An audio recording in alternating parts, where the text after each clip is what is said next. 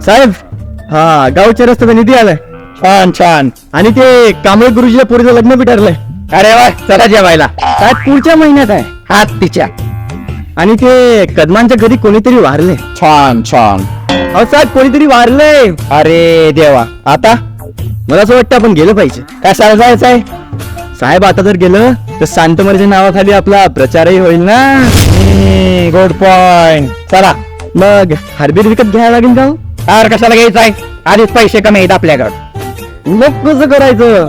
ते कबाल्याच्या पोरानं काल नवी सायकल घेतल्या, त्याचा हार काढून आण. वा साहेब वा, तुमच्या बाजून लय शिकायसारखं आहे. I know. बोला धनवटे साहेबांचा जय असो.